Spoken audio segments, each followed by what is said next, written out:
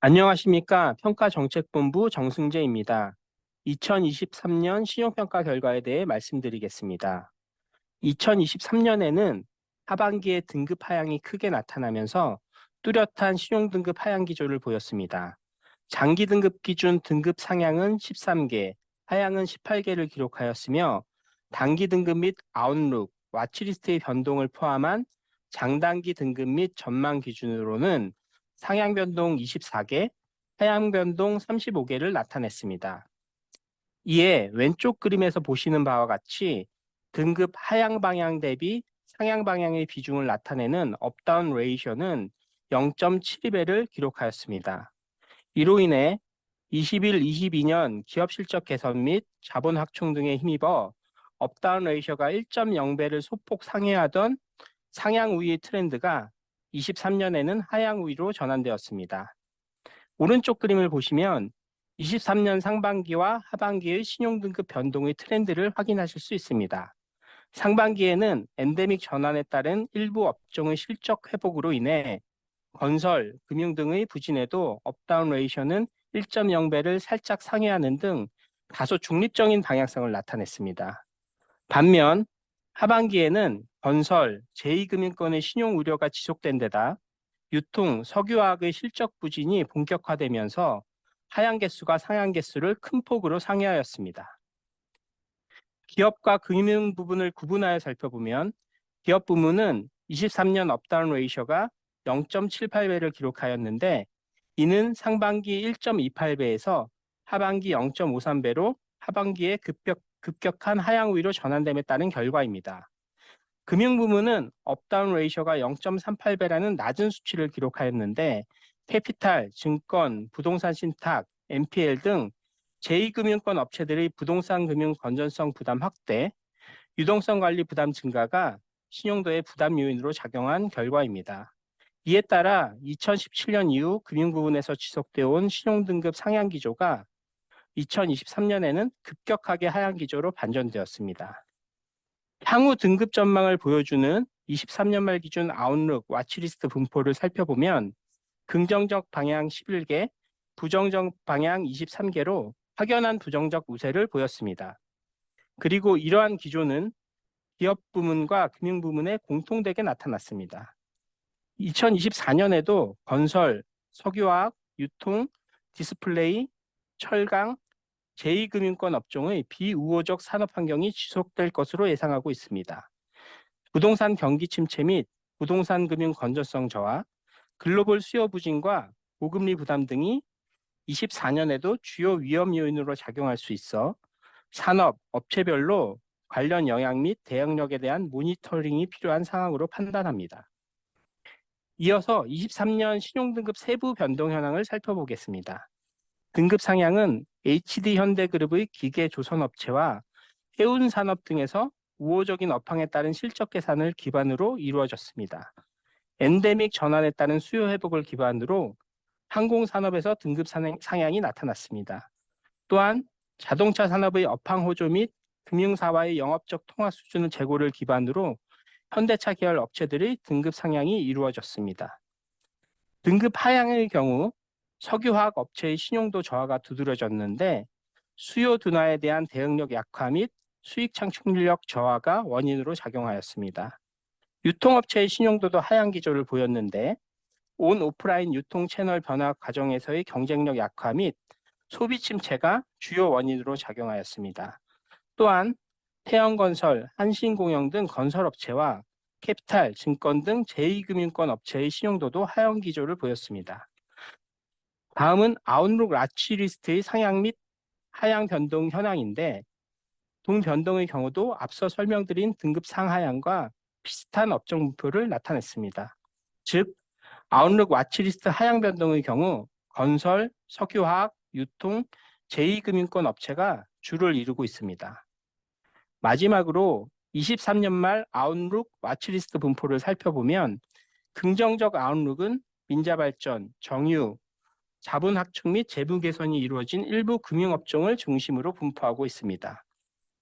부정적 아웃룩 및 와치리스트 하향 검토는 건설, 석유화학, 유통, 제2금융권 등에 집중적으로 분포하고 있습니다. 건설 및 제2금융권 등에 내재한 잠재적인 리스크를 감안하면 2024년도에도 건설, 제2금융권의 신용등급 하향 기조가 이어질 가능성이 내재해 있는 것으로 보입니다. 평가정책본부 최영욱입니다. 지금부터는 이후 세션에 이어질 산업별 하반기 전망을 위해 사전적으로 거시 환경을 간략히 짚어보도록 하겠습니다. 그동안 높은 인플레이션과 통화 긴축 기조의 장기화가 글로벌 경제의 주요 리스크 요인이었다고 한다면, 최근에는 미국 등의 고용시장 냉각 조짐이 반영되면서 주요국의 경기 둔화 또는 신흥국의 경기 침체 위험이 대두되고 있고, 이에 연동해서 기업 및 가계의 신용 위험이 부각되고 있습니다. 하지만 가장 최근의 오피니언 서베이 결과를 보시면 1년 전 또는 6개월 전 대비 오른쪽 상단에 큰 원으로 위치하던 것들이 중간 정도로 내려와 있어서 거시 경제 환경에 대한 두려움과 비관적 전망이 많이 완화되고 있음을 알 수 있습니다. 미국의 인플레이션은 현재 3%대 초반까지 내려와 있고, 앞으로 주거비, 임금 등이 더 하향 안정화되면서 2024년 말 정도가 되면 미 연준의 목표 수준인 2%에 다가갈 것으로 전망되고 있습니다. 그런데 가운데와 오른쪽 그림 세부 내용을 들여다보면 군원 서비스 물가나 임금 상승률은 상대적으로 하락이 좀 더딘 편인데요. 가장 최근 12월에 발표된 미국의 PCE 근원 물가는 상당히 고무적인 내용이긴 했지만, 향후에도 시장이 기대하는 만큼 지속적으로 하락할지는 좀 더 확인해 볼 필요가 있다고 생각이 됩니다. 어쨌거나 인플레 억제를 위한 고금리 정책은 이미 장기화되고 있는데, 가장 최근의 글로벌 IB들은 미국 등 주요국 중앙은행들이 올해 2024년 2분기를 전후로 정책 금리를 인하하기 시작할 것이라 전망하고 있고, 미국의 경우 많게는 너댓 번, 평균적으로 연간 100bp 정도, 최근에는 150bp까지 인하를 점치고 있습니다. 다만 국채 수익률 등 시장 금리는 이미 상당폭 선반영하여 내려와 있어서 추가 하락폭이 크지 않을 수 있습니다. 특히 경기가 연착륙하는 경우나 미 재무부의 국채 발행 정책 변화에 따라서는 국채 금리의 추가 하락이 크게 제한적일 수도 있습니다. 한편 앞서 언급했지만 임금이나 근원 물가 상승률 등의 하락이 의외로 더딘 경우에는 정책 금리 인하가 기대하는 것보다 지연될 가능성이 있습니다. IB들의 2분기 인하 개시 전망은 어쩌면 2023년 내내 그러했듯이 역시 자본시장이 지나치게 앞서 나가는 것일 수 있습니다. 아직 상당수 연준 위원들은 보수적인 발언들을 이어가고 있음을 알아야 합니다. 우리나라의 경우는 하는 총재의 최근 발언을 살펴보면 국내 인플레이션 하락이 미국보다 더디다고 판단하는 것 같고, 적어도 미국보다 금리 인하 개시가 빠르지는 않을 것 같다는 인상을 주고 있습니다. 좀 더 장기적인 정책 금리 전망은 이와 같습니다. 무디스 역시 주요 IB들과 전망이 비슷한데, 대체로 2025년 말까지 지속적으로 정책 금리가 인하되어서 지난 2년간 인상한 것에 대략 절반 정도는 되돌려 놓을 것으로 전망하고 있습니다. 이러한 환경에서 2023년 지난 한 해의 글로벌 실물 경기는 이른바 포스트 팬데믹으로서 제조업은 침체되었지만 서비스 산업은 호조를 보이는 양극화 패턴이었습니다. 이것은 우리나라도 대체로 마찬가지였습니다. 또한 2022년 말경에 경기 침체에 대한 두려움과 비관이 매우 컸었는데, 이를 딛고 경기 선행 지수는 자율반등하는 양상을 보였지만 향후에도 지속될지 확신할 수는 없는 것 같습니다. 오른쪽 그림 글로벌 IB들의 평균적인 전망에 따르면 2024년은 그동안 글로벌 경제를 지탱하던 서비스 수요가 통화 긴축 효과의 누적과 펜트업 수요의 소진으로 둔화되면서 글로벌 경제 성장률이 전년보다 추가로 약간 더 하락할 것으로 예상됩니다. 반면에 수출 제조업 기반의 한국, 대만, 베트남 등은 성장률이 개선되는 차별화의 양상이 2024년에 나타날 전망입니다. 특히 우리나라는 반도체 등 IT 경기의 영향을 크게 받고 있어서 이와 관련한 기저 효과도 작용하기 때문입니다. 한편 근래 부동산 시장 침체와 소비 부진으로 고전하고 있는 중국은 2025년까지 성장세 둔화가 지속될 전망입니다. 오른쪽 그림은 미국의 분기별 성장률 전망인데 국제 금융시장에 공감되는 미국 경제가 연착륙할 것이라고 대체로 낙관하고 있습니다. 고금리 영향의 누적으로 성장 모멘텀이 약화되지만 아직 고용시장과 가계 재정이 건전한 편이고 디스인플레이션이 추세적으로 이어질 것이라고 전망하기 때문입니다.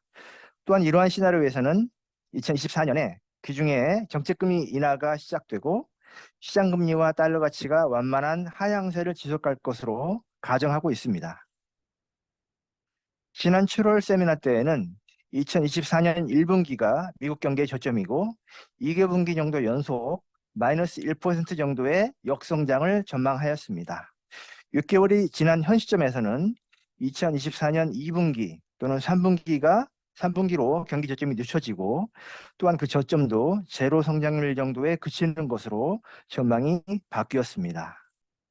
우리나라의 경우 최근 한국은행에 따르면 수출이 IT 부문과 미국향을 중심으로 회복세를 이어가고 2024년 하반기부터는 민간 소비와 기업 투자가 조금씩 살아나면서 좀 더디긴 하지만 2023년 상반기를 저점으로 완만한 성장률 개선세를 2025년까지 쭉 이어갈 것으로 전망하고 있습니다.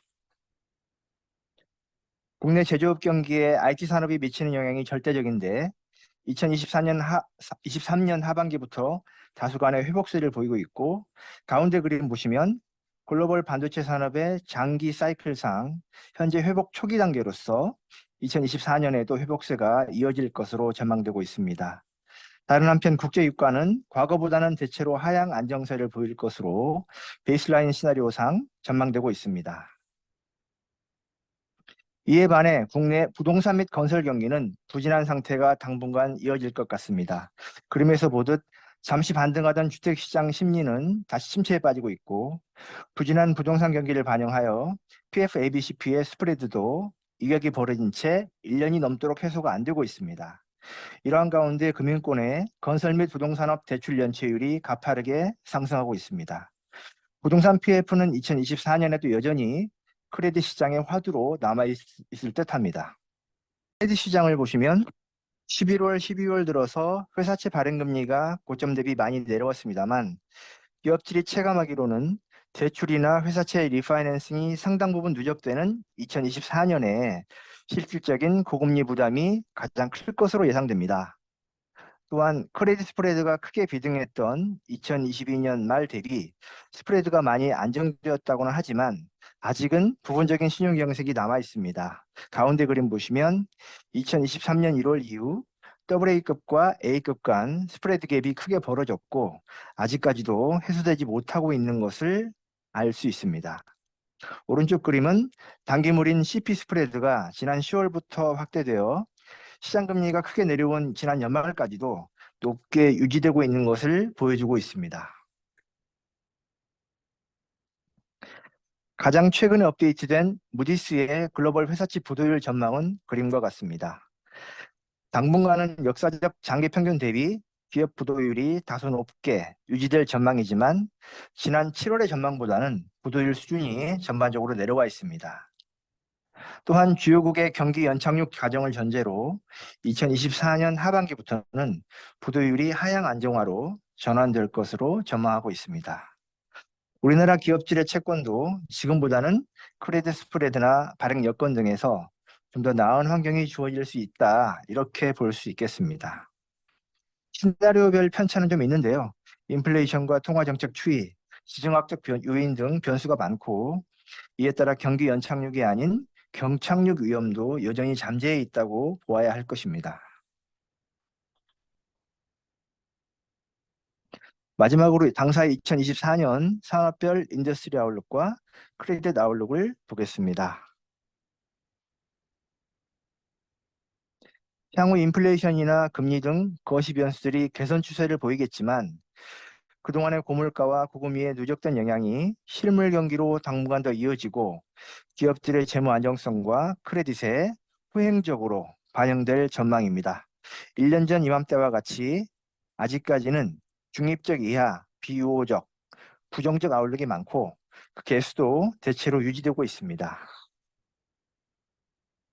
산업별 아웃룩을 재구성한 것입니다. 대체로 중립적 전망에 많이 포진해 있고 산업 환경이 비우호적이면서 크레딧 전망도 부정적인 산업에는 석유화학, 건설, 디스플레이, 유통, 증권, 캐피탈, 저축은행 등이 있습니다.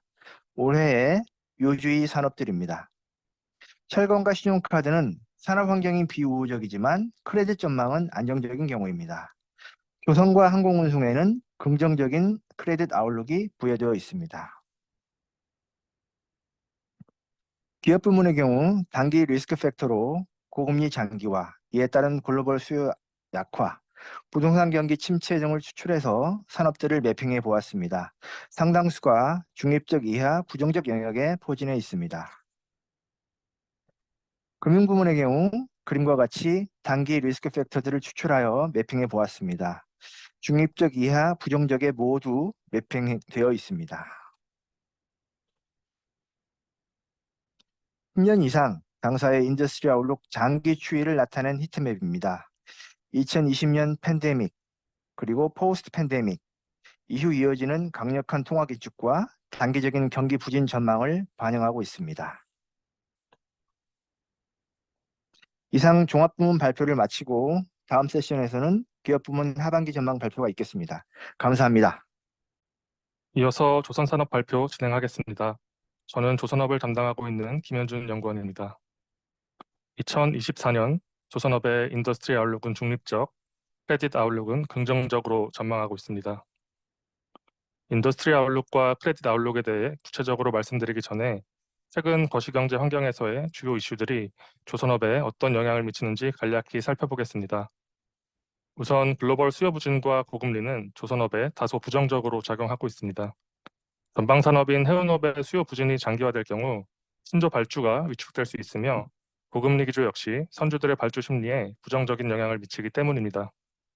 달러 강세의 경우 환해지 정책 등에 따라 다소 차이는 있으나 기본적으로 선박 건조 계약이 달러화로 체결되기 때문에 조선업의 긍정적인 부분입니다.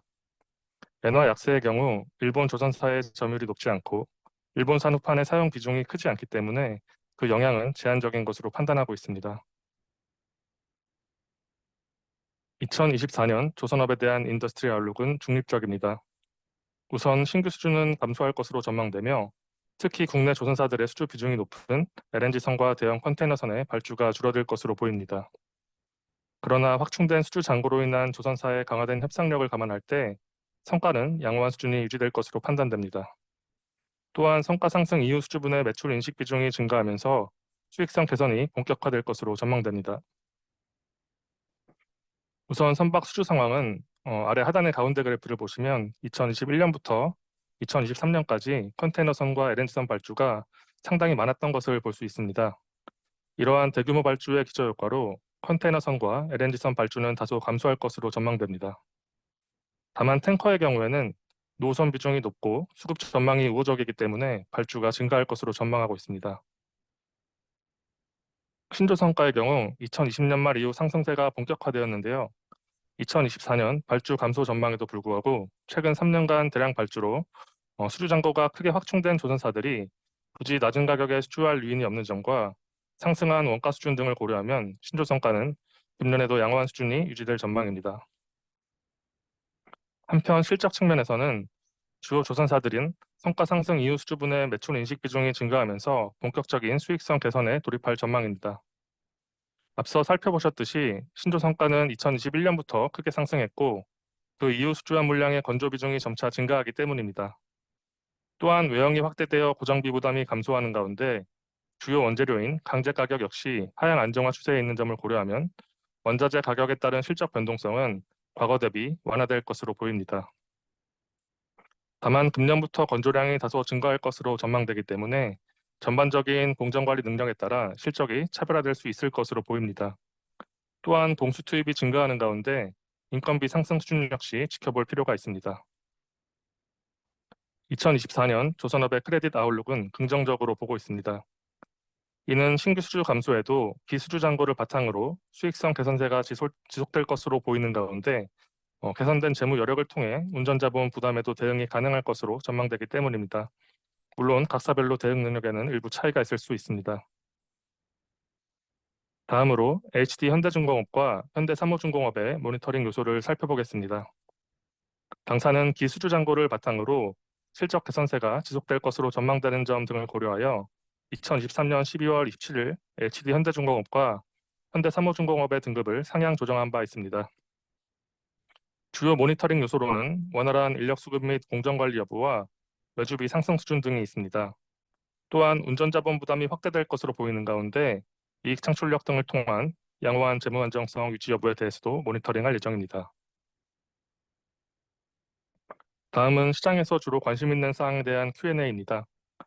우선 2023년 5월 하나오션이 출범한 이후의 경쟁구도 변화에 대한 부분인데요. 크게 방산 부문과 방산 외 부문으로 나눠서 살펴볼 수 있을 것 같습니다. 일단 방산 부문에서는 하나 에어로스페이스, 하나 시스템 등 그룹 내 방산 계열사와의 시너지 등을 고려하면 하나오션이 특수성 시장 내 경쟁 구도에서 유리한 고지를 점할 가능성이 있습니다. 방산 외 부문에서는 하나오션이 유상증자 대금 등을 바탕으로 친환경 선박 관련 투자를 확대할 것으로 보이는 가운데 친환경 선박 시장 내 경쟁이 더욱 치열해질 것으로 전망됩니다. 다음으로는 친환경 선박 시장 현황과 2024년 조선 3사의 신규 수주 전망에 대한 부분입니다. 친환경 선박 시장의 경우 국내 조선사와 중국 조선사 간 수주 경쟁이 치열해지고 있는 모습입니다. 메탄올 추진선의 경우 초기에는 국내 조선사가 수주 경쟁에서 앞서갔지만 최근 중국과 그 격차가 줄어들고 있는 상황입니다. 글로벌 조선 수주량 1위, 선대 규모 2위인 중국과의 친환경 선박 수주 경쟁이 본격화된 가운데 수주 경쟁력 유지를 위해서는 국내 조선사의 지속적인 투자가 필수적일 것으로 보입니다.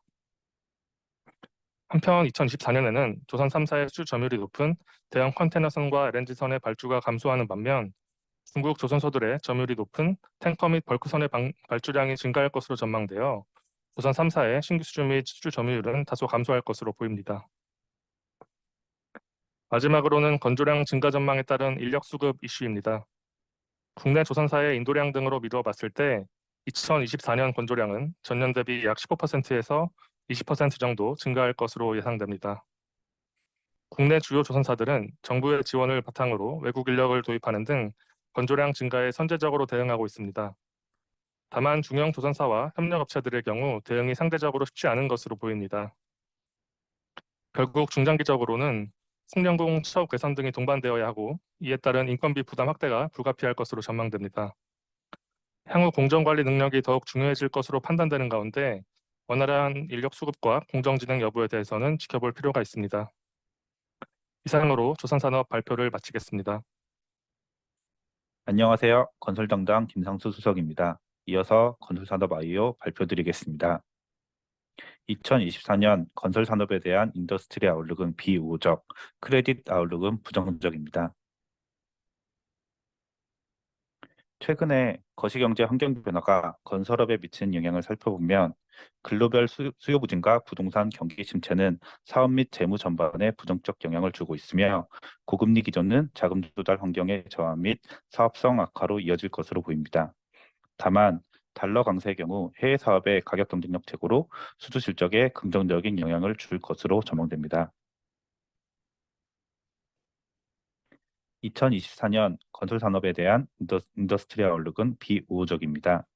지방 분양시장 및 비주택 시장의 침체가 장기화되고 있으며 비교적 양호한 수준을 유지한 수도권 분양시장 또한 둔화 가능성이 부각되고 있습니다.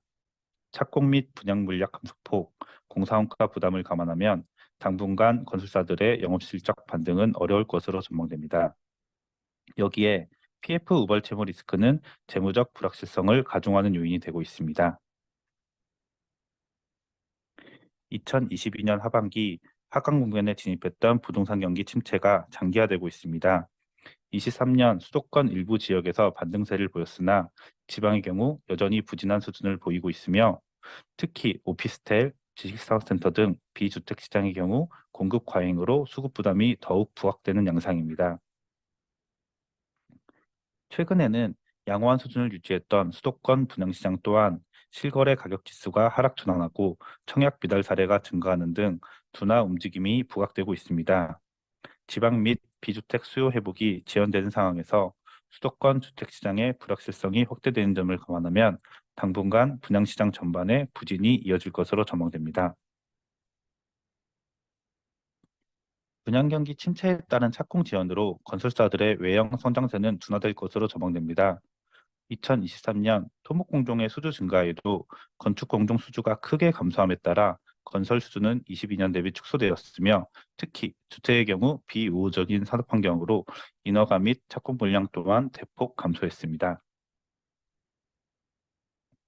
여전히 높은 수준의 공사원가 또한 영업 실적 개선에 제한 요인으로 작용할 것으로 보입니다. 철근을 포함한 자재 가격은 안정되었으나 인건비 등의 상승세가 이어지고 있으며, 여기에 향후 미분양 현장 관련 대손, 사업 지원에 따른 이자 부담이 증가한 점도 모니터링이 필요합니다. 건설 경기 부진 장기화로 2024년에도 건설업 전반적으로 어려운 재무 여건이 이어질 전망입니다. 수익성 저하 및 영업자산 부담으로 합산 차입금이 지속적으로 확대되는 가운데 분 PF 전환이 지연됨에 따라 건설사들의 PF 우발 채무도 증가세를 유지하고 있습니다. 여기에 작년 말 태형건설의 워크아웃 신청으로 업종 전반에 대한 시장의 우려가 크게 확대된 점을 감안하면 PF 익스포저가 큰 건설사와 중견 건설사들을 중심으로 유동화 증권뿐 아니라 회사채 차환 관련 리스크가 확대될 가능성이 내재하고 있습니다. 안녕하세요. 건설 담당 전지훈 연구위원입니다. 이어서 건설 산업에 대한 크레딧 아웃룩과 모니터링 요소에 대해 말씀드리겠습니다. 2024년 건설 산업에 대한 크레딧 아웃룩은 부정적입니다. 비우호적인 대외 여건 하에서 산업 전반의 신용도 부담이 지속될 것으로 보입니다. 분양 경기 침체 장기화로 건설사 재무 부담이 누적되는 가운데 투자 심리 냉각으로 업종 전반의 자금 조달 어려움이 확대될 전망입니다. 이로 인해 유동성 대응 능력이 저하된 중견 이하 건설사를 중심으로 등급 하향 압력이 가중될 것으로 보이며, 특히 트리플 B급 이하 건설사와 일부 A급 건설사들의 경기 대응력에 대한 확인이 필요합니다. 또한 본격적인 경기 반등이 이루어지지 않을 경우 지난해 말 태형건설의 워크아웃 신청 사례와 같이 상위권 건설사로 유동성 위험이 확산될 가능성도 배제할 수 없습니다. 따라서 PF 우발 채무 부담, 안전사고 관련 변동성, 미분양 및 유동성 대응 수준을 중심으로 신용도 모니터링을 강화할 예정입니다. 다음으로 주요 업체별 모니터링 요소를 알아보겠습니다. 현재 당사에서는 롯데건설, GS건설, 신세계건설, HDC 현대산업개발 4개 건설사에 부정적 아웃룩을 부여하고 있습니다. 롯데건설은 여전히 과중한 우발 채무 규모가 이어지고 있으며 일부 PF 보증 축소에도 PF 유동화 증권의 상당 부분의 만기가 1년 내 도래하고 있어 차환 부담이 내재하고 있습니다. 기매입 유동화 증권의 외부 매각으로 최근 차입 규모가 축소되었지만 본격적인 재무 부담 완화 여부는 미착공 사업의 진행 및 기투입 영업자산 회수 시점에 따라 유동적인 상황입니다. 다음으로 GS건설은 인천 검단 사고에 대한 정부의 영업 정지 처분 추진과 재시공 관련 대규모 손실로 지난해 8월 무보증 사채 등급 전망을 부정적으로 변경한 바 있습니다. 공사원가 상승으로 주택사업 전반의 수익성이 저하되는 가운데 사고 관련 자금 소요로 단기적으로 재무부담 확대가 불가피할 것으로 보이며, 향후 예정된 검단 사고 관련 행정처분 결과와 영향, 미착공 사업장 PF 차환 여부를 중점적으로 모니터링하여 신용등급에 반영할 예정입니다. 신세계건설은 공사원가 부담 및 미분양 관련 손실로 인한 실적 악화와 재무부담 등을 고려하여 지난해 11월 무보증 사채 등급 전망을 부정적으로 변경하였습니다. 공사비 소요 등으로 순차입금이 증가하고 있으며 책임전공 미이행에 따른 채무 인수와 브릿지 보증 등으로 PF 우발 채무도 확대되는 상황입니다. 이에 주요 주택사업장의 분양 실적 및 원가율, 미분양 사업장의 공사비 회수, 예정 사업장의 분양 리스크 통제 수준 등을 모니터링할 예정입니다. HDC 현대산업개발은 화정 아이파크 사고의 영향과 주택 경기 저하로 인한 변동성이 지속되고 있습니다. 사고 직후 대비 PF 우발 채무 리스크는 완화되었으나 보증 규모 축소 등의 과정에서 재무 부담은 확대되었는데요. 향후 확정될 영업정지 처분 수준과 그 영향, 신규 자금 조달 차질 등에 따른 재무적 불확실성 등이 주요 모니터링 요소입니다. 다음은 시장에서 관심이 많은 사항에 대한 Q&A입니다. 첫 번째는 건설사들의 PF 우발 채무 리스크 현실화 가능성입니다. 우선 레고랜드 사태로 크게 확대되었던 PF 차환 부담은 지난해 초 정부 지원으로 다소 완화되었지만 업황 부진이 지속되고 금융시장의 불확실성이 커지면서 지난해 하반기부터 태형건설의 사례와 같이 차환의 어려움을 겪는 사례가 다시 증가하고 있습니다. 현 시점에서 건설사 PF 보증의 근본적 해소를 위해서는 결국 현장별 사업성 재고가 필수적인데요. 특히 정부에서 2024년 PF 사업장에 대한 구조조정을 천명함에 따라 사업성이 낮은 현장의 리스크 현실화 가능성이 커지고 있는 상황입니다.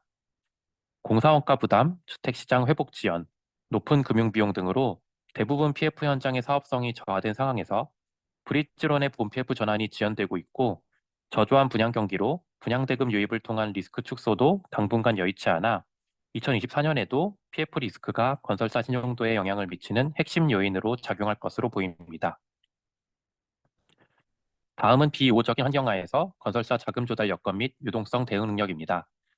현재까지는 중견 이하 건설사들을 중심으로 유동성 리스크가 대두되고 있으나 어려운 자금 조달 환경이 이어질 경우 상위권 건설사로 점차 부담이 확산될 전망입니다. 수익성 저하, 영업자산 회수 지연 등으로 건설사 등의 현금 흐름이 저하된 상황에서 일부 대형사를 제외한 대부분의 건설사들이 직접 금융시장 내 자금 조달에 어려움을 겪는 등 비우호적 금융 환경이 지속되는 모습입니다. 특히 지방사업장, 상업용 부동산 비중이 높은 중견 이하 건설사들이 업황 저하에 직접적 영향을 받고 있어 유동성 부담이 큰 수준입니다. 2024년에 건설업 전반에 대한 금융권의 리스크 관리가 강화될 것으로 예상되는 점을 감안하면 상위권 건설사들 또한 향후 차입 및 PF 우발 채무 부담이 큰 건설사들을 중심으로 재무 부담이 확산될 것으로 전망됩니다. 2024년 상반기 만기 도래하는 건설사 회사채 규모가 2.5조 원에 이르는 가운데 정부의 PF 사업장 구조조정도 예정되어 있어 업체별 재무적 대응력이 신용도 관점에서 주요 모니터링 대상입니다. 다음은 건설사 안전사고 위험과 관련한 모니터링 요소입니다. 부실 시공, 중대재해 등과 관련한 안전사고는 사고 관련 직간접적 비용 외에도 브랜드 인지도 훼손, 행정처분 등에 따른 수주 차질이나 선분양 제한, 자본시장 접근성 저하 등 다양한 측면으로 신용도에 영향을 미치는 요인입니다. 여기에 2024년부터 시공능력평가 시 품질안전 관련 비중을 늘리기로 하는 등 안전사고와 관련하여 강화되는 규제 환경도 사업 변동성을 높이는 요소로 작용하고 있어 이들을 중점적으로 살펴봐야 합니다. 마지막은 최근 늘어나고 있는 건설업계의 신사업 진출이 신용도에 미치는 영향입니다.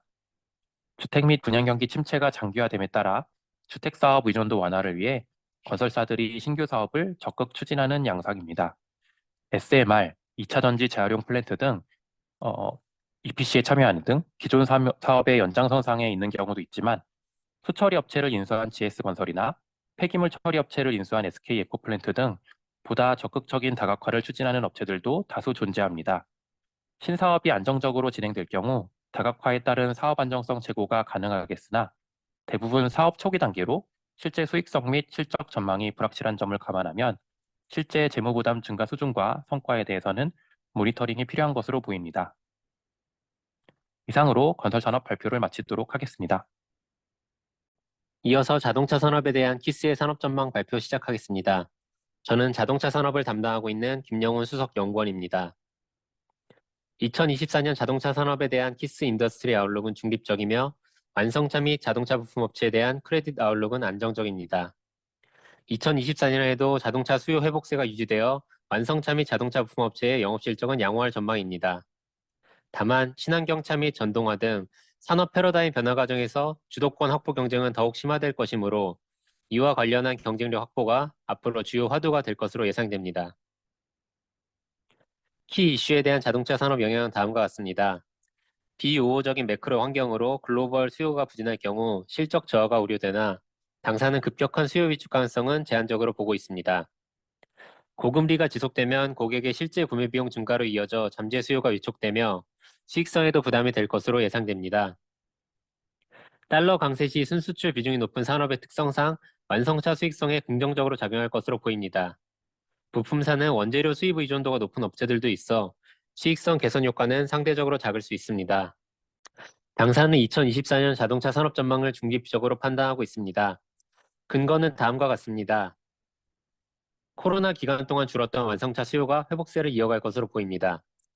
2023년은 반도체 부족으로 인한 공급 제약 해소로 완성차 업체의 생산이 정상화되고 코로나 기간 동안 누적된 대기 수요에 힘입어 9%의 높은 성장률이 추산됩니다. 2024년에는 미국, 서유럽 등 선진국의 대유기 수요가 여전한 가운데 신흥국의 성장세로 수요 회복세가 유지될 것으로 전망되나 글로벌 경기 변동, 금리 추이, 각국의 보호무역 기조 등에 따라 회복세가 둔화될 가능성도 존재합니다. 주요 지역별 수요 전망은 공시된 발표 자료를 참고해 주시기 바랍니다. 2024년에는 반도체 공급 부족 등 과거 생산을 제약했던 요소들이 상당 부분 해소되면서 공급자 우위 요인이 약화될 것으로 보입니다. 아래 그래프를 보시면 현재 미국 내 재고 일수와 인센티브 추이는 코로나 이전 대비 여전히 낮은 수준인 걸 확인하실 수 있습니다. 다만 최근 인센티브의 증가 속도가 빠른데 이는 전기차 판매 촉진 영향이 큰 것으로 보입니다. 내연기관차는 낮은 재고 수준을 감안할 때 경쟁 강도가 크게 높지 않을 것으로 보이나 전기차는 주요 업체의 신차 출시, 중국 전기차 업체의 수출 확대 감안 시 경쟁 심화가 예상됩니다. 2024년 글로벌 전기차 판매량은 2023년 대비 20% 성장한 1,200만 대로 예상됩니다. 성장률은 2021년 이후 낮아지는 추세이나 주요 선진국의 연비 규제가 2025년 이후 본격화될 예정임을 감안할 때 중장기적인 성장은 아직도 유효하다고 판단됩니다. 지역별로 보면 중국과 서유럽은 비자 효과와 보조금 지급 중단의 영향으로 성장률이 감소할 것으로 보이나 미국은 테슬라발 가격 경쟁의 긍정적 효과, IRA 보조금에 힘입어 상대적으로 높은 성장세를 보일 전망입니다. 2024년 완성차 및 자동차 부품 업체에 대한 당사의 크레딧 아웃룩은 안정적입니다. 현대차, 기아는 개선된 제품 경쟁력 및 제품 믹스에 힘입어 우수한 이익 창출력을 유지할 것으로 보입니다. 미래 사업 강화를 위한 투자는 지속되나 현금 창출력으로 대응 가능할 전망입니다. 부품업체는 전방산업 수요 증가로 실적 회복이 예상됩니다. 다만 전동화 등 산업 패러다임 변경에 대한 대응 수준과 투자 성과에 따라 실적 차별화는 더욱 가속화될 것입니다. 다음은 주요 이슈 업체의 모니터링 요소에 대해 말씀드리겠습니다. 현대자동차는 자체 경쟁력 제고, 우호적 환경에 힘입어 2023년에도 호실적을 이어갔습니다. 안정적인 밸류체인 관리로 글로벌 시장 지위도 유지 중이며 전기차 전환도 양호하게 대응 중입니다. 단 공급 정상화에 따른 경쟁 심화, 경기 둔화, 고금리 등 수요 제약 요인이 존재하고 달러 약세 가능성도 수익성 하방 요인으로 작용할 것입니다. 또한 2024년 이후에도 전동화 투자, 현지 생산 고장 설립 등으로 자금 수요가 확대될 전망입니다. 최근 글로벌 완성차 시장은 전동화 자율주행 등으로 산업 패러다임이 전환 중이며 각국의 환경 규제와 자국 산업 보호 정책이 강화되는 추세입니다. 이러한 산업 환경들을 감안할 때 현대자동차가 최상위 신용도 복귀를 위해서는 우수한 실적 외에도 미래 기술력 및 규제 환경 대응에 있어 확실한 경쟁 우위와 불확실성에 대비한 충분한 현금 창출력, 그리고 계열 전반의 경쟁력 강화 등이 필요할 것으로 보고 있습니다. 다음은 한원 시스템입니다. 한원 시스템은 자동차 공조부품 분야에서 우수한 사업 경쟁력에도 불구하고 M&A, 설비 투자 배당 등 대규모 자금 수요가 지속되면서 재무 부담이 확대 중입니다. 영업현금 흐름을 상회하는 캐펙스 및 금융 비용이 지속될 경우 신용도에 부정적으로 당사는 한원 시스템의 이익 창출력 및 재무구조 개선 속도를 모니터링하여 등급에 반영할 계획입니다.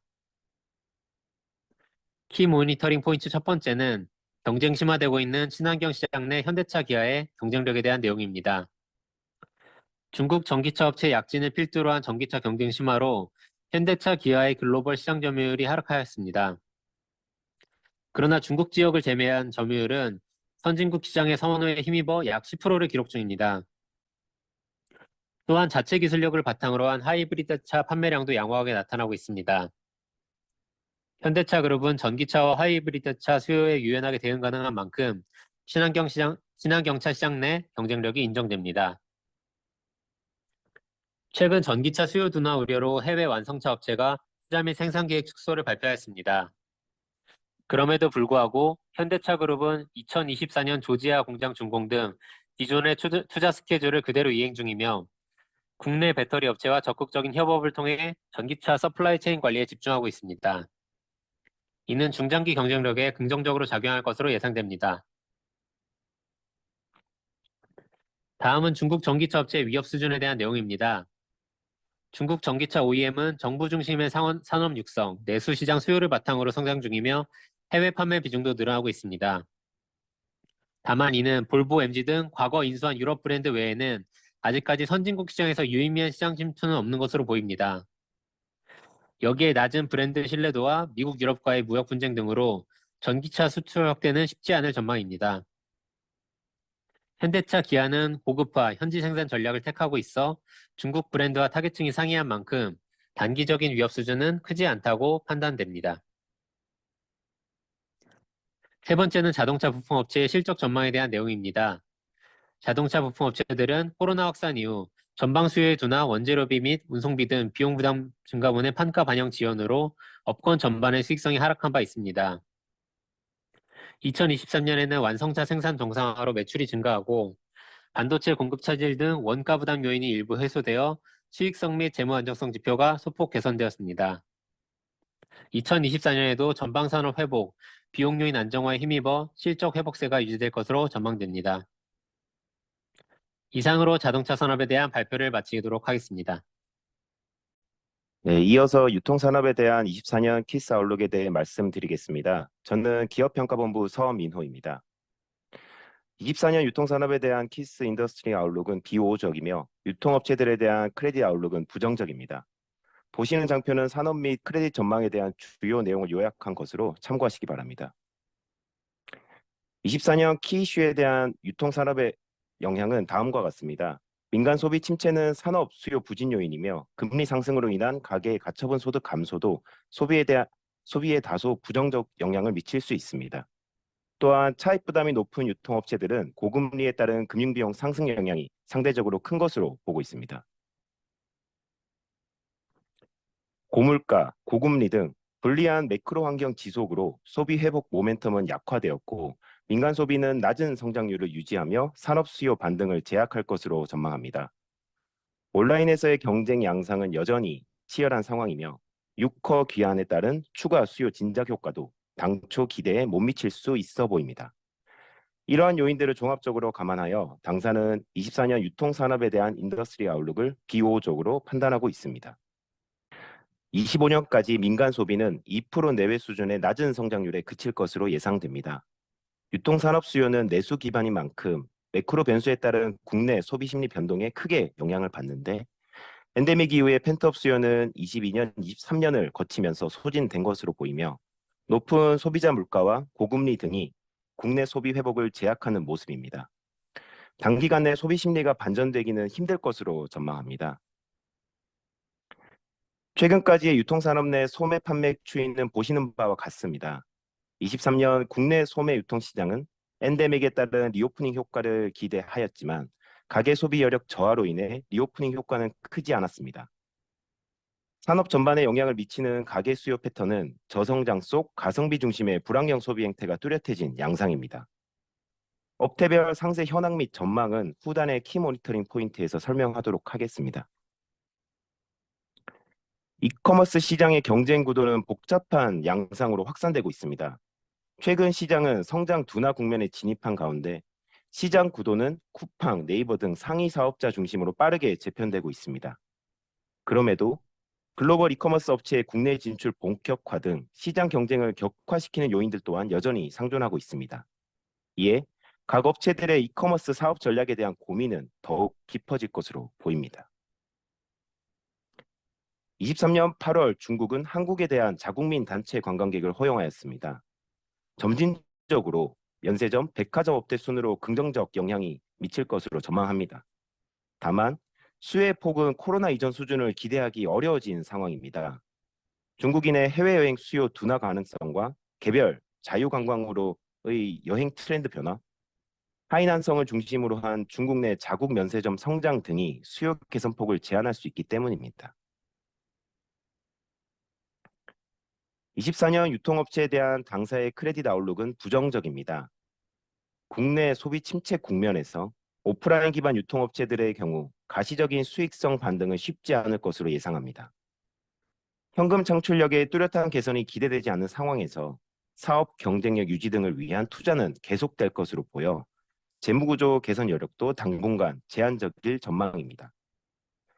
주요 이슈 업체별 모니터링 요소는 이어지는 PPT 장표를 참고해 주시기 바랍니다.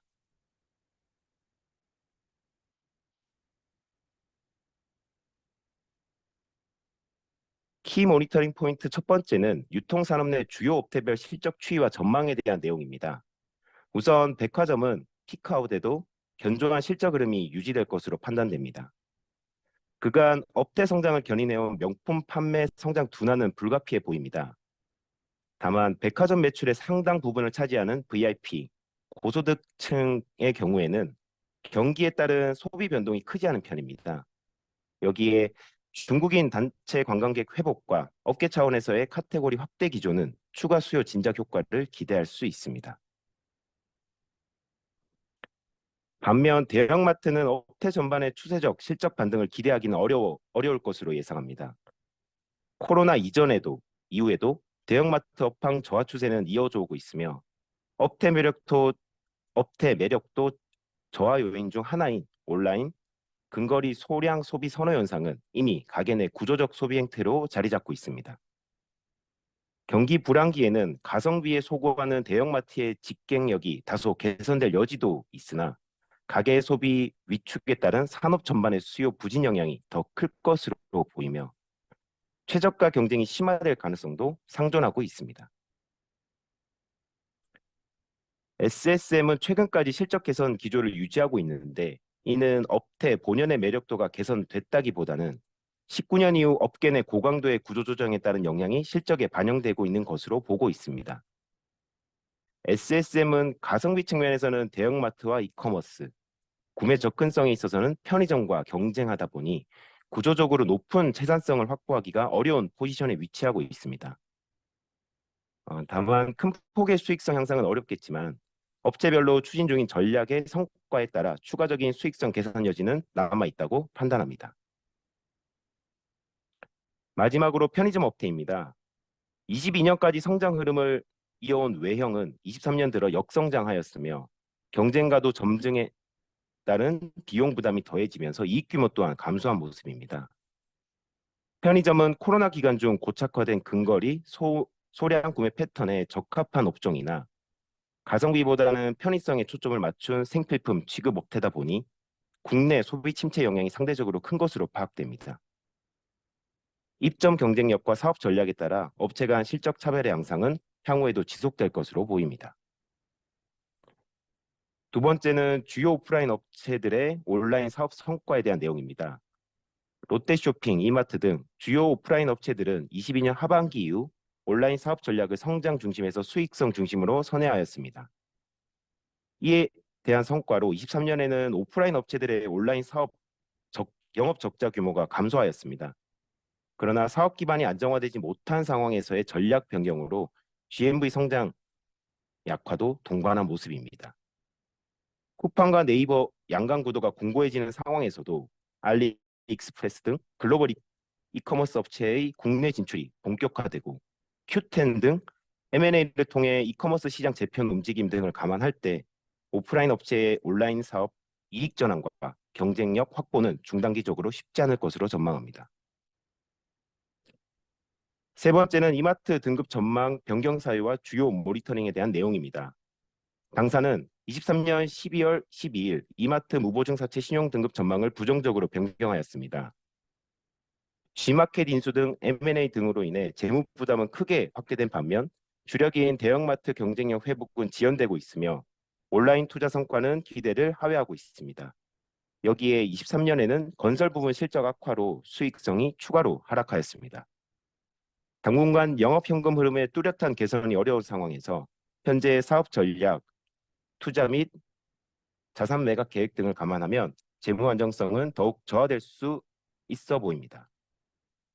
당사는 주력인 대형마트의 실적 회복 가능성과 온라인 부분 수익화 성과를 중점적으로 모니터링할 것이며 대형마트, 슈퍼, 편의점의 구매 및 물류 통합 관련 성과 발현 시점과 수준, 건설 부문 실적 추이도 점검할 예정입니다. 투자 부담 등에 따른 재무 안정성 변동 수준도 모니터링이 필요합니다. 이상 유통산업에 대한 내용을 마치겠습니다. 안녕하십니까. 석유화학 산업을 담당하고 있는 오윤재 선임입니다. 이어서 석유화학 산업 IU 발표드리겠습니다. 2024년 석유화학 산업에 대한 당사의 인더스트리 아웃룩은 비우호적, 크레딧 아웃룩은 부정적입니다. 일부 제품군에 대한 공급 부담이 점진적으로 완화되기 시작할 것으로 보이지만 중국을 중심으로 2020년부터 누적된 공급 부담이 해소되기까지는 시간이 걸릴 것으로 예상됩니다. 글로벌 경기 침체에 따른 수요 둔화도 지속되고 있어 영업 실적은 전년 대비 개선되겠으나 더딘 회복세가 2024년에도 이어질 전망입니다. 현금 창출력이 약화된 가운데 신사업 투자 자금 소요 등에 따른 재무부담 확대도 당분간 지속될 것으로 보입니다. 2014년 거시 환경은 주로 경기 침체에 해당하는 내용으로 이는 대표적인 경기 연동 산업인 석유화학 산업에 대체로 부정적인 영향을 미칠 것으로 예상됩니다. 자세한 내용은 슬라이드 참조 부탁드립니다.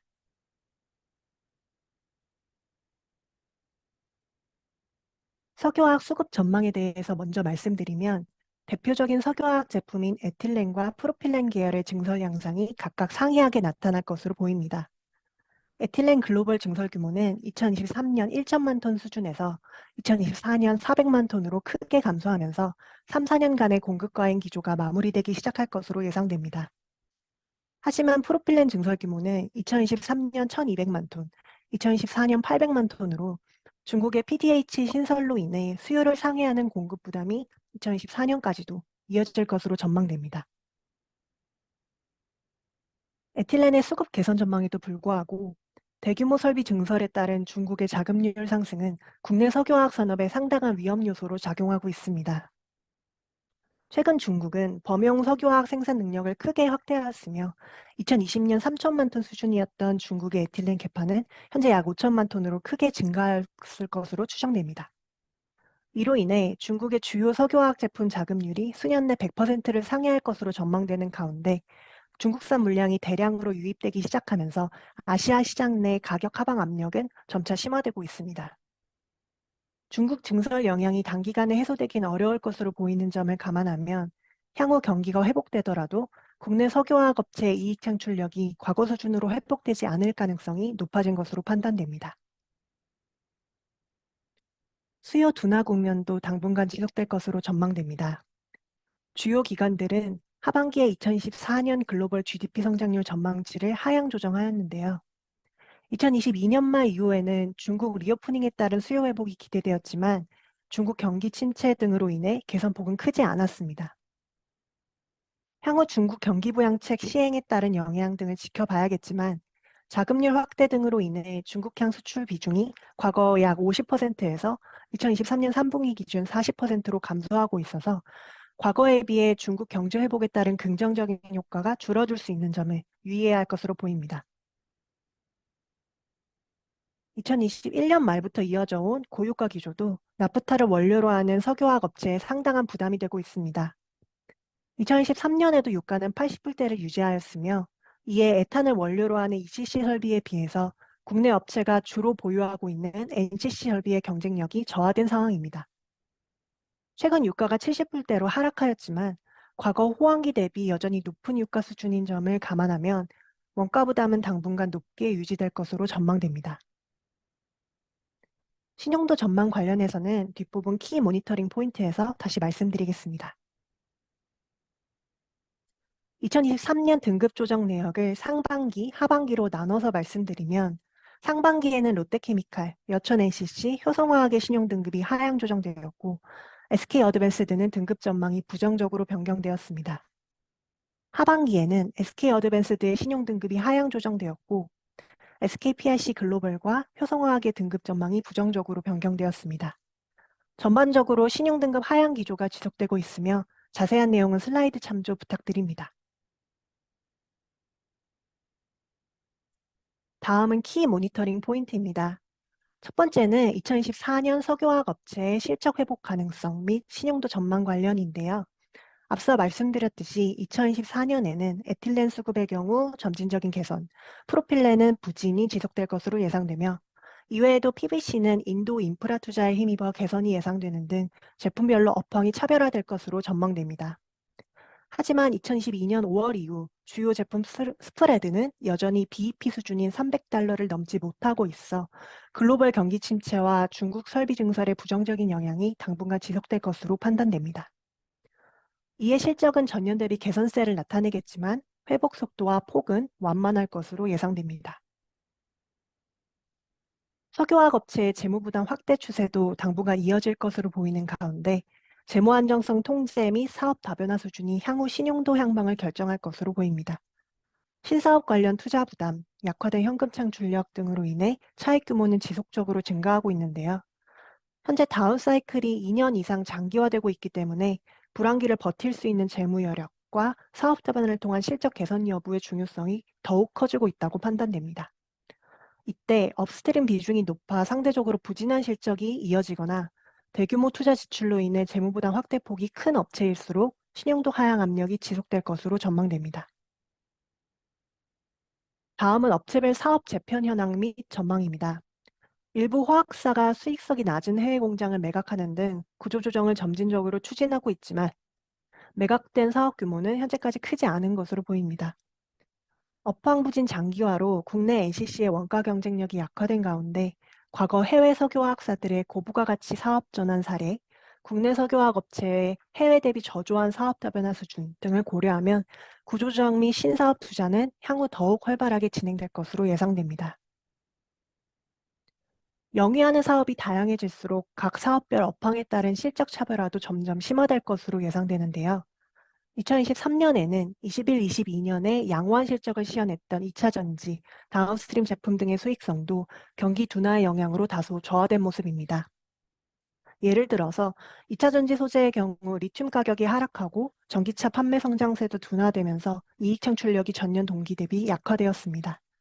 다만 셀 업체의 경우 2023년부터 반영하기 시작한 AMPC 효과를 통해 양호한 실적을 유지하였고 전기차 시장의 중장기적인 성장성이 훼손되지는 않았다고 판단되기 때문에 향후 설비 투자 진행 상황, IRA 등 외부 환경 변화에 따른 영향을 지속적으로 검토할 예정입니다.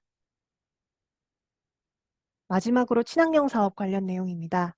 국제사회의 환경 규제가 점차 강화되고 있기 때문에 석유화학 업체들이 진행하는 친환경 투자 규모 또한 점차 확대될 전망인데요. 주로 PLA, PBAT와 같은 바이오 플라스틱이나 재활용 플라스틱 설비를 신설하는 투자가 진행되고 있는 상황입니다. 고부가 친환경 제품을 생산함으로써 수익 창출력을 제고한다는 점은 긍정적이지만 기존 플라스틱 물량이 감소할 수 있고 현재 업황 부진이 지속되고 있는 가운데 규제 대응을 위한 투자가 확대된다는 점은 재무 안정성을 재차 저하시킬 수 있어 재무 부담에 대한 영향을 지속적으로 모니터링할 계획입니다. 이상으로 석유화학 산업 발표를 마치겠습니다. 감사합니다. 안녕하십니까. 메모리 반도체 산업 담당 김정훈 수석입니다. 이어서 메모리 반도체 산업 전망을 말씀드리겠습니다. 2024년 당사의 메모리 반도체 산업 전망은 중립적, 신용도 전망은 안정적입니다. 산업 전망의 경우 감산기조 하에서 D램을 중심으로 업황 회복이 본격화될 것으로 예상되는 점을 고려하였습니다. 안정적인 신용도 전망의 경우 업황 회복에 따라서 영업 실적 및 재무 구조 개선이 예상되는 점을 고려하였습니다. 다음은 2024년 주요 거시 환경이 메모리 반도체 산업에 미치는 영향을 정리한 내용입니다. 2024년에도 고금리와 고물가 기조가 이어지면서 부진한 전방 수요가 예상됩니다. 하지만 AI 관련 HBM 수요와 DDR5 등의 교체 수요, 그리고 메모리 가격 반등에 따라서 전방 업체의 메모리 재축적 수요가 발생하는 점이 부진한 전방 수요 영향을 일부 완화할 것으로 예상됩니다. 또한 고금리가 지속될 전망이지만 업황 회복에 따른 메모리 업체의 대규모 현금 창출력 감안 시 실질 이자 부담은 크지 않을 것으로 예상되며 달러 결제 기반인 산업 특성상 달러 강세는 원화 기준 영업이익에 긍정적으로 작용할 전망입니다. 다음으로 2024년 중립적인 산업 전망 판단 시 중요하게 고려한 내용에 대해서 말씀드리겠습니다. 먼저 2024년 메모리 반도체 업황 개선의 방향성은 뚜렷한 것으로 보고 있습니다. 아래 그래프에서 보시듯이 2024년에는 작년의 기저 효과와 신규 CPU 출시 등에 힘입어서 전방 주요 IT 제품의 생산량이 증가세로 전환될 것으로 예상됩니다. 고금리 고물가 상황이 지속되면서 2021년과 2022년 대비로는 여전히 낮은 수준이지만 현재 메모리 업체별로 20% 내지 35% 정도의 감산 기조 아래에서 전방 IT 제품의 생산량 반등이 이루어지면서 업황에 긍정적으로 작용할 전망입니다. 메모리 가격 저점에 대한 인식이 확대되면서 전방 업체의 재고 재축적 요인이 확대되는 점도 업황 회복에 긍정적입니다. 실제로 범용 제품인 DDR4 8기가와 낸드 128기가 제품의 고정 가격이 23년 12월에도 전월 대비 상승하면서 최근 3개월 연속 오름세를 보이고 있습니다. 업황 회복에 따라서 메모리 업계의 감산폭이 축소될 가능성도 있지만 주요 업체들이 밝힌 수익성 중심의 영업 전략을 고려할 때 수요에 발맞춰서 보수적으로 감산폭을 조절할 것으로 예상됩니다. 한편 업황 개선 방향은 명확하지만 개선 속도와 폭은 가변적일 것으로 예상됩니다. 왼쪽 그래프에서 보시듯이 초록색인 미국의 소매 판매 증가율과 하늘색인 유로 지역의 소매 판매 증가율은 여전히 저조한 모습을 보이고 있습니다. 오른쪽에 주요 메모리 업체의 재고 자산 규모도 여전히 과중한 수준입니다. 1년 가까이 진행된 메모리 업계의 감산 효과와 AI 수요를 중심으로 하는 업황 회복 흐름에는 이견이 없지만 레거시 재고의 수요와 이에 따른 재고 부담 완화 속도에 따라서 업황 개선폭이 달라질 것으로 보입니다. 한편 메모리 업계가 통제할 수 없는 변수인 미국의 대중국 규제에 의해서도 HBM 등의 출하량이 일부 영향을 받을 수도 있어서 모니터링이 필요할 것으로 보입니다. 개선되는 수급 환경 아래 메모리 업체들의 양호한 영업 실적이 예상됩니다. 특히 신규 서버용 CPU로의 세대 교체와 이와 호환되는 DDR5 채용량 증가, 생성형 AI 관련 HBM 시장의 견조한 성장세를 고려할 때 D램을 중심으로 실적 개선이 전망됩니다.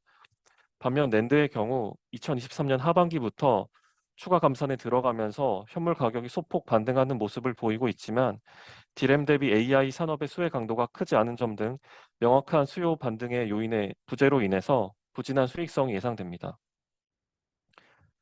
신용도 전망의 경우 서두에서 설명드린 바와 같이 업황 회복에 따라서 영업 실적 및 재무 구조 개선이 예상되는 점을 고려해서 안정적으로 판단하고 있습니다. 중장기적인 신용도 관점에서는 메모리 업계의 사이클 주기가 짧아지고 있고 높아진 고정비로 실적 변동성도 커지는 만큼 업황 변동성을 충분히 흡수할 수 있을 만큼의 재무안 충격 확충이 점차 중요해질 것으로 보고 있습니다. 주요 업체별 모니터링 요소는 PPT 자료를 참고 부탁드립니다. 키 모니터링 포인트 첫 번째는 SK 하이닉스의 중요 모니터링 포인트 관련 내용입니다. 오른쪽 그래프에서 보시듯이 SK 하이닉스는 근본 다운사이클 대응 과정에서 순차입금이 크게 증가하고 재무 레버리지 지표도 저하되는 등 재무 건전성이 상당 수준 약화되었습니다. 2024년에 재무 구조 개선이 예상되지만 HBM이나 DDR5 등의 기술 경쟁력 확보나 장기 수요 대응을 위한 용인 클러스터 등의 투자 부담을 고려할 때 단기간 내 팬데믹 이전 수준으로의 재무 안정성 회복은 어려울 것으로 보입니다. 현재 SK 하이닉스는 레거시 공정에 대한 투자 감축 등을 통해서 잉여현금 창출을 유도하고 있으며 업황 여건 개선 시 차입금을 감축하려는 전략을 유지하고 있습니다. 우수한 재무 안정성 회복을 위해서는 보수적인 투자 및 재무 정책이 지속되어야 할 것으로 판단합니다. 아울러 현재 D램 및 낸드 부분의 온도차가 있는 상황으로 솔리다임 실적 등 낸드 부분의 실적 추이와 사업 경쟁력에 대한 점검이 중요할 것으로 판단됩니다. 키 모니터링 포인트 두 번째는 미국의 대중국 반도체 규제 관련 내용입니다. 작년 10월에 미국 정부에서 SK 하이닉스와 삼성전자를 검증된 최종 사용자로 지정하면서 중국 팹의 반도체 생산 장비를 별도의 허가 없이 들여올 수 있게 되었습니다. 이에 중국 팹 투자 및 운영 관련 불확실성이 일부 축소된 것으로 판단합니다. 하지만 EUV와 같은 첨단 장비는 여전히 반입이 불가하며 미중 간 갈등이 지속되면서 미국 정부는 23년 12월에 미국 내 기업들의 중국산 범용 반도체 의존도를 조사할 계획임을 밝히는 등 반도체 규제가 추가적으로 강화될 가능성이 있습니다. 국내 메모리 업체의 중국 팹 운영 관련 불확실성이 확대될 가능성을 여전히 배제할 수 없는 것으로 판단하며 규제에 따른 영업 및 재무적 영향에 대해서 지속적인 모니터링이 필요할 전망입니다. 다음은 HBM 시장 전망에 대한 내용입니다. 왼쪽 그래프는 HBM 시장 전망 관련 리서치 기관의 자료인데 초록색인 HBM 시장 매출 규모가 2025년부터 50억 달러 내외에서 횡보하는 것으로 나타납니다. 생성형 AI 학습 관련된 수요가 일부 성숙기에 진입하면서 하늘색인 출하량 증가율이 둔화되고 메모리 업황 주기상 다운사이클에 진입하면서 파란색인 ASP도 하락할 것이라는 전망이 반영돼 있습니다. 최근 다운사이클 아래서 급증한 AI 수요가 주요 메모리 업체의 실적을 견인하는 동시에 적자를 시현하고 있는 메모리 제조사들의 수익 구조에서 중요해진 상태입니다. 하지만 2027년에도 HBM 시장의 비트 기준 DRAM 점유율은 5% 미만을 하회할 것으로 예상되는 등 장기적으로도 HBM 수요가 메모리 업계의 실적을 견인할 수 있을지에 대해서는 확인이 필요할 것으로 보이며 모바일, PC, 서버 등 컨벤셔널 제품 수요 회복 흐름도 중요할 전망입니다. 네, 이상으로 메모리 반도체 산업 발표를 마치겠습니다. 이어서 해운 산업 전망을 말씀드리겠습니다. 2024년 당사의 해운 산업 전망은 중립적, 신용도 전망은 안정적입니다. 산업 전망의 경우 선종별로 각각 우수 내지 저조한 업황 전망을 종합적으로 고려해서 중립적으로 판단했습니다. 신용도 전망의 경우 컨테이너 선사는 업황 하락기를 감내할 수 있는 우수한 재무 완충력이, 그리고 벌크 선사는 장기 계약 기반이 안정적인 신용도 전망을 지지하는 주된 요인으로 판단하고 있습니다. 다음은 2024년 주요 거시 환경이 해운 산업에 미치는 영향을 정리한 내용입니다. 부진한 글로벌 수요와 고금리는 해상 물동량을 둔화시킬 수 있고 고가의 선박으로 외부 차입이 많은 해운사에게 기본적으로 부정적입니다. 하지만 제한적인 신조선 인도량 등 공급 요인에 따라서 수요 둔화 영향이 일부 선종에서는 크지 않을 것으로 보이고, 다수의 해운사가 금리 수합을 통해서 높아진 금리 영향을 해지하는 등 부정적인 영향이 일부 완화되고 있다고 판단하고 있습니다. 달러 강세의 경우에는 영업 활동 대부분인 달러로 이루어지는 해운사에게 원화 기준 영업이익 측면에서 긍정적인 것으로 보고 있습니다. 다음으로 2024년 중립적인 산업 전망 판단 시 중요하게 고려한 내용에 대해서 말씀드리겠습니다. 먼저 해운업 수급 관련 내용입니다. 왼쪽의 글로벌 경제 성장률 그래프에서 보시듯이 2024년에는 전년 및 평년 대비 저조한 경제 성장률과 이에 따른 부진한 수요 흐름이 예상됩니다.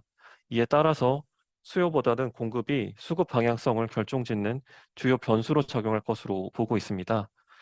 수급 펀더멘털 측면에서는 미중 간 패권 경쟁이 지속되고 있는데, 이에 따른 세계 경제 분절화로 경제 성장률과 해상 교역량 간 상관관계가 약화되는지 여부가 중요하다고 보고 있습니다.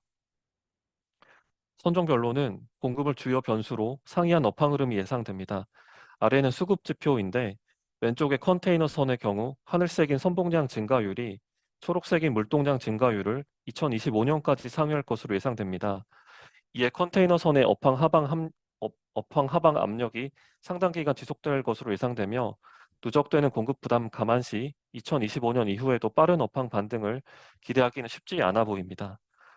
가운데 벌크선의 경우 2024년 하늘색인 선복 증가율이 물동량 증가율을 상회할 것으로 예상돼서 하방 압력이 내재하는 것으로 판단하고 있습니다. 하지만 선봉량 증가율이 2%대로 낮아서 중국의 부동산 경기 부양책 등 수요 증가 요인에 따라서 업황이 반등할 가능성도 존재하는 등 다소 변동성이 높은 모습을 보일 것으로 예상하고 있습니다. 오른쪽 탱커선의 경우에는 2025년까지 2% 미만의 낮은 선봉량 증가율이 예상돼서 우호적인 시황이 이어질 것으로 보고 있습니다. 선종별 상이한 업황 흐름이 예상되는 만큼 해운사별 선종 다각화 수준과 장기 계약 비중 등 영업 전략에 따라서 실적이 차별화될 것으로 예상됩니다. 오른쪽 그래프에서 확인하실 수 있듯이 HMM의 경우 실적 하락세가 이어지고 있는데, 컨테이너선 매출 비중이 90%를 상회해서 22년 하반기부터 시작된 운임 하락 영향에 직접적으로 노출된 영향입니다. 왼쪽 그래프는 장기 계약 중심의 벌크 선사 실적인데, 단기 운임 하락으로 스팟 부문 영업 실적이 저하되면서 영업이익 규모가 이전 대비 축소되었지만 장기 계약 기반에 힘입어서 양호한 수준의 이익 창출 규모는 유지하고 있습니다. 서두에서 말씀드린 바와 같이 해운 산업에 대한 신용도 전망은 안정적으로 보고 있습니다. 한편 현재 HMM이나 폴라리스 쉬핑의 최대 주주 변경이 진행 중입니다. 당사는 지배구조 변경 진행 경과와 이에 따른 영업적 재무적 영향을 지속적으로 모니터링해서 신용도에 반영할 예정입니다. 다음은 주요 이슈 업체별 모니터링 요소입니다. 페노션의 경우 작년 12월에 HMM 인수 우선 협상 대상자로 선정됐습니다. 하림그룹의 인수 주체로서 인수자금 조달 구조에 따라서 재무 안정성이 상당 수준 달라질 수 있다고 보고 있으며, 이에 따라서 향후 인수 진행 경과와 조달 구조 등에 대해서 모니터링을 지속할 계획입니다. 이외 업체에 대해서는 PPT 자료를 참고해 주시기 바랍니다. 키 모니터링 포인트 첫 번째는 최근 미국의 중국 디리스킹 등 무역 구조 변화가 해운 시장에 미치는 영향에 대한 내용입니다. 왼쪽 그래프는 미국의 국가별 수입액을 나타낸 그래프인데, 초록색인 중국의 경우 2007년부터 22년까지 미국 수입 시장에서 1위의 점유율을 유지했지만 23년 상반기로는 멕시코, 캐나다에 이어서 3위로 하락했습니다. 오른쪽의 해외 직접 투자 유입액을 보시더라도 바이든 정부가 미국 내 제조 기반 확충을 도모하는 동시에 안보 우려국에 대한 투자를 제한하면서 하늘색인 미국에 대한 투자 규모는 증가하고 있는 반면 초록색인 중국에 대한 투자 규모는 감소하고 있습니다. 이로 인해서 해상 무역로의 구조적인 변화가 유발될 수 있으며 극동 미주노선 매출 비중이 높은 컨테이너 선사에게 부정적일 수 있습니다. 이에 대비해서 향후 선로 다각화도 중요해질 가능성이 있다고 보고 있습니다. 키 모니터링 포인트 두 번째는 탈탄소 트렌드 관련 내용입니다.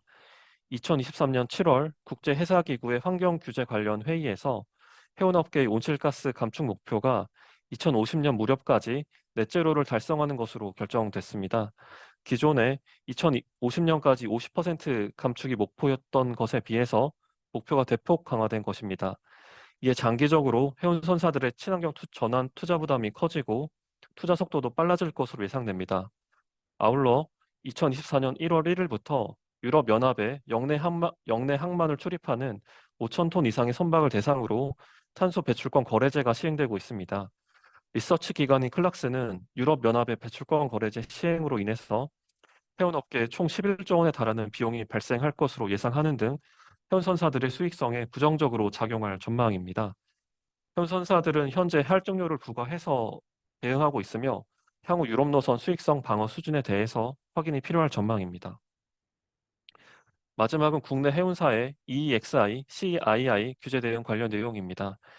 EEXI 및 CII는 2023년 1월 1일부터 시행된 탄소 배출 관련 환경 규제로 해당 규제를 충족하지 못하는 선박은 운항이 제한되게 됩니다. 당사 신용평가 대상인 해운사의 경우 대다수가 EEXI 규제는 충족하고 있는 것으로 파악됩니다. CII 규제의 경우 선박별로 규제 대응 수준이 A등급부터 2등급까지 등급별로 매겨지게 되는데, 해당 등급은 2024년 5월 중 발표될 예정으로 차후 규제 충족 여부에 대해서 확인이 필요합니다. 하지만 왼쪽 그래프에서 확인하실 수 있듯이 벌크선의 경우 운항이 제한될 가능성이 높은 D등급 내지 2등급 비중이 높을 것으로 예상돼서 벌크선 중심의 해운사의 경우 벌크선 중심의 해운사의 경우 규제 리스크가 상대적으로 높을 가능성이 있습니다. 네, 이상으로 해운산업 발표를 마치겠습니다. 감사합니다.